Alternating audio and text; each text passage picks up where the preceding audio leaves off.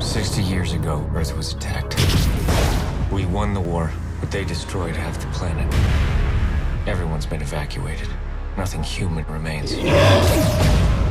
We're here for drone repair with a mop-up crew. Joseph Kosinski! Yes. Everyone I've talked to who worked on this movie, from the concept designers to the visual effects artists, they talk about the specificity of your vision. That you really know what you want, you have a very specific aesthetic you were looking for in Oblivion. What specifically was that aesthetic? Well, this is a world that, I had a lot of time to think about. It started in 2005 with this short story, and, it started with this idea of what would it be like to be the last man on Earth.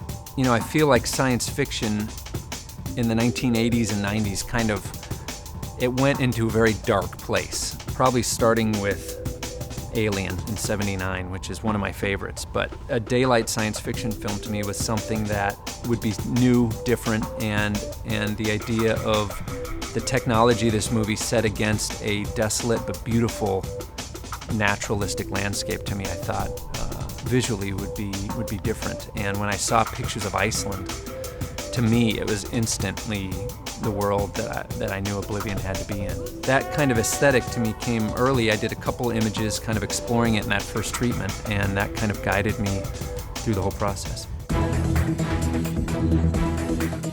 The technology is very geometric. Why was it, for example, so important that the bubble ship looked like a Dragonfly helicopter? The technology of the TET, for me aesthetically, I wanted it all to feel connected. And one way to connect it was I thought it'd be interesting if everything connected to the TET involved kind of primary shapes as a starting point.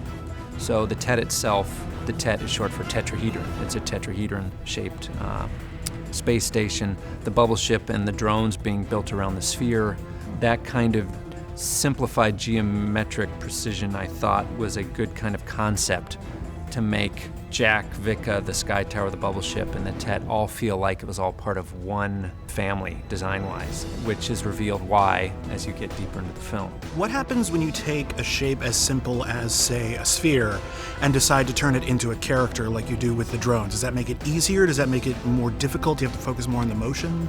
I think it was a challenge because the limitations you put on yourself, because I wanted these drones to be more than just killing machines. I wanted them to have a little bit of personality. So, we wanted it to have almost like a face, but not too defined.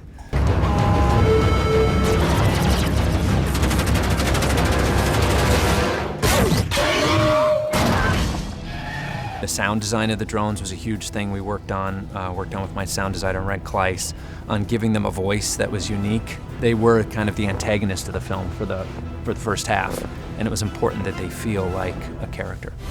Jack, mission is ordering you to stand down. I'm not gonna do that. This is the only way.